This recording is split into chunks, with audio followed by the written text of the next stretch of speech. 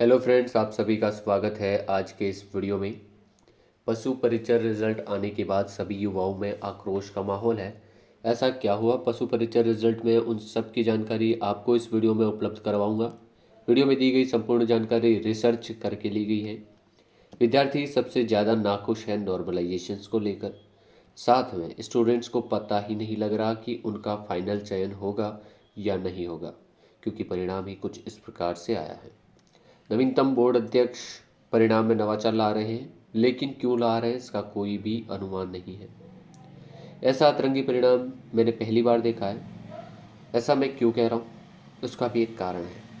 क्योंकि पद के 60 गुना विद्यार्थियों को पास किया गया है।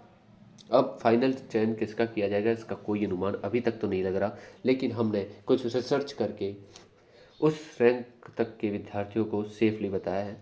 वीडियो में आगे हम उसकी चर्चा करेंगे, तो वीडियो को आप शुरुआत से लेकर अंत तक ज़रूर देखिएगा।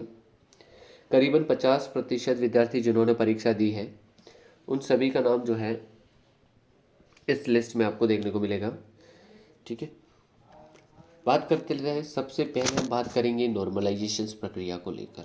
नॉर्मलाइजेशंस वैसे तो सारे एग्ज़ाम्स में होता है जहाँ पे 2-3 शिफ्ट में पेपर होता है, लेकिन इस बार का नॉर्मलाइजेशन कुछ खतरनाक हुआ है। ठीक है, काफ़ी ज़्यादा चौंकाने वाला जो है वो नॉर्मलाइजेशन हुआ है। बोर्ड अध्यक्ष ने कहा है, हम सभी जानते हैं कि भैया जितनी भी शिफ्ट होती है, जैसे 2-3 शिफ्ट में अगर पेपर होता है तो नॉर्मलाइजेशन होता है, बट ऐसा नॉर्मलाइजेशन नहीं होता, क्योंकि फर्स्ट शिफ्ट वाले को तो भैया आपने माइनस कर दिए। क्यों? क्योंकि फर्स्ट शिफ्ट वाले के तो भैया उसको अनुमान ही नहीं है कि पेपर का पैटर्न क्या आने वाला है। सबसे ज़्यादा प्लस किए गए हैं वो है 6 पारी के। अभी हम बाद में चर्चा करेंगे, सब पहले अपन देख लेते हैं। प्रथम पारी के पेपर में तो देखो, कैंडिडेट को अनुमान ही नहीं लगता कि पेपर कैसा होगा, तो उसे सरल बता के नंबर कम कैसे किए जा सकते हैं, सबसे बड़ी दुविधा।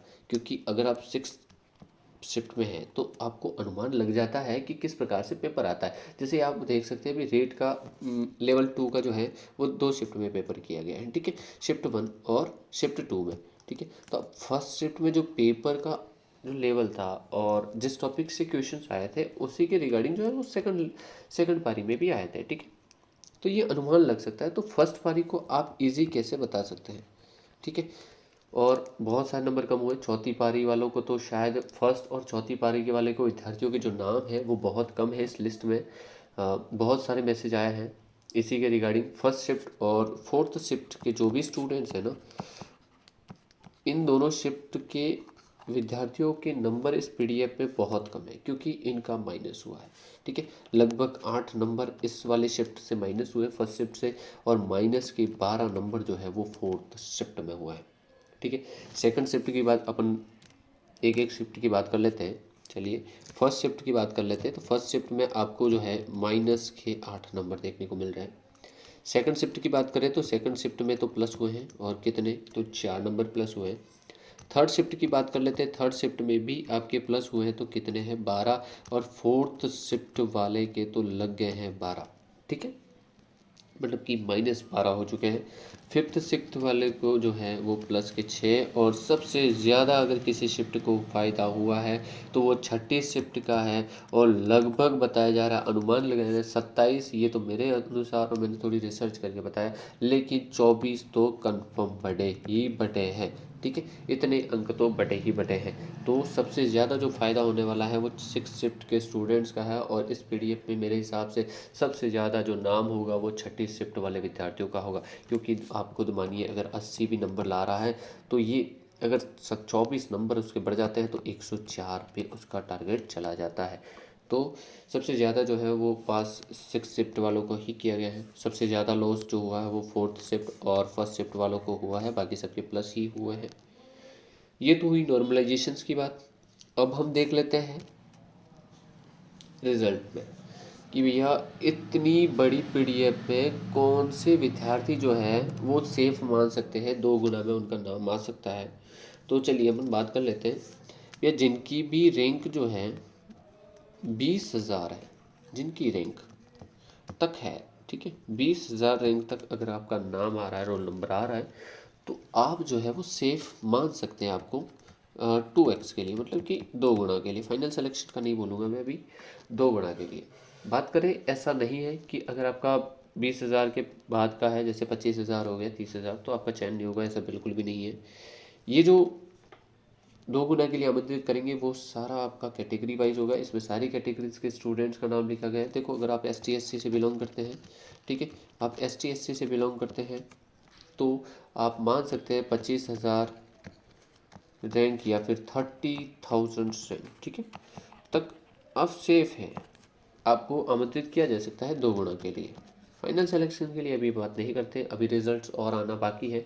या तो 2 गुना के लिए पास करेंगे, DB के लिए आमंत्रित करेंगे, या फिर 5 गुना के लिए DB के लिए आमंत्रित करेंगे, ठीक है। तो ये वाली बात हो चुकी। अब अपन बात कर लेते हैं TSP की। तो TSP में टोटल जो पद हैं वो है 720 पद है, बढ़ा लिए गए थे पद, पहले कम थे। गैर अनुसूचित में आप देख सकते हैं 5,713 पद हैं।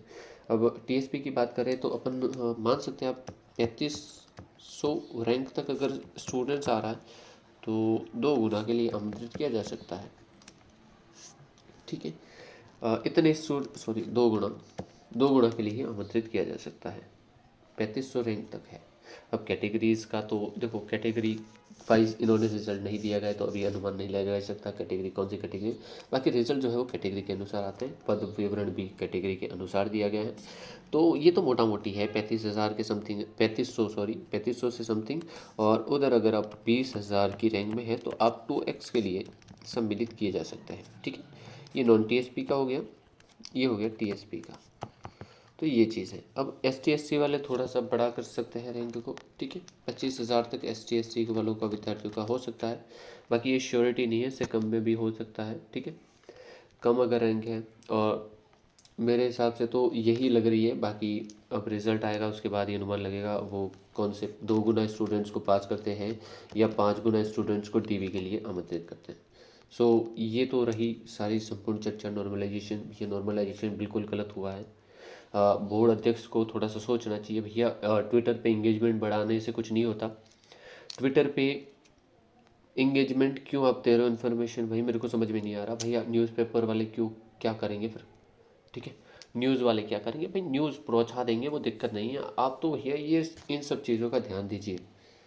नॉर्मलाइजेशंस में बहुत घोटाला हुआ है, मेरे को इस बार लग रहा है काफ़ी ज़्यादा आक्रोश है। 4th शिफ्ट और 1st शिफ्ट वालों का नाम ही नहीं नज़र आ रहा है। बहुत सारे मैसेज मेरे पास आया है व्हाट्सएप पे, टेलीग्राम पर मैसेज आए हैं कि 4th और हमारे तो नाम ही नहीं आ रहा, इतने नंबर आ रहे हैं। और कुछ शिफ्ट के जो है 4th 6th, सबसे ज़्यादा तो 6th शिफ्ट वालों को ही फ़ायदा हुआ है।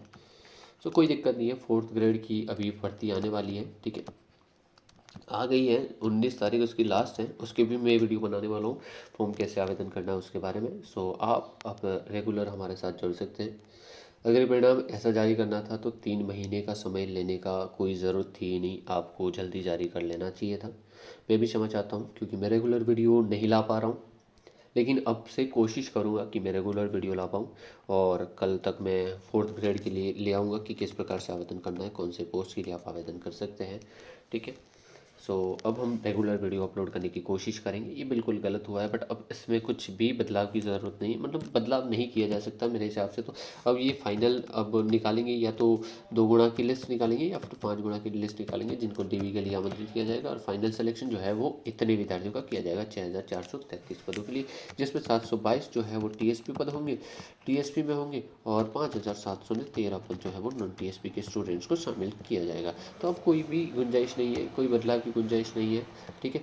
आक्रोश आक्रोश की जगह रह जाएगा, या फिर आपको कुछ ट्वीट कर सकते हैं आप। बाकी मेरे हिसाब से तो कुछ बदलाव होने की संभावना है ही नहीं इस रिज़ल्ट्स में। नॉर्मलाइजेशन सब हो चुका है, ठीक है। मैंने सारी इन्फॉर्मेशन जो है वो रिसर्च करके बनाई है, मेरे मन मुताबिक कोई भी चीज़ें नहीं बताई है भैया। ये सारी नॉर्मलाइजेशन प्रक्रिया जो है वो मैंने 2-3 चैनलों से इकट्ठा की है, जैसे सुभाष सर है, ठीक है, आशु सर है, इसके बाद न्यूज़पेपर्स का भी सहारा लिया है। तो ये सारी रिसर्च करके मैंने जो है वो नॉर्मलाइजेशंस वाली बताई है, और साथ में ही रैंकिंग वाली भी आपको बताई है। रैंकिंग वाली तो आप ध्यान रख सकते हैं, 20,000 मेरे हिसाब से तो लग रहा है कि इनको बुलाया जा सकता है, आमंत्रित कराया जा सकता है। DB में जिनका भी नाम है, TSP में 3500 मान सकते हैं, इससे ज़्यादा उम्मीद नहीं की जा सकती कि बुलाएंगे। बाकी अब बोर्ड अध्यक्ष के ऊपर है भैया, उनके क्या लगता है, उनको तो कुछ भी लग सकता है। इस बार रिजल्ट ही कुछ इस प्रकार से आया है कि भैया 2200 पेज की तो PDF है मेरे भाई। ठीक है, सो ठीक है, जो भी है अब हो गया, अब कुछ संभव नहीं है, कुछ भी बदलाव नहीं होगा, ये तो फाइनल है। अब डायरेक्ट 2 गुना की और 5 गुना की लिस्ट आने वाली है। सो मिलते हैं अगले वीडियो में। Take care, bye bye.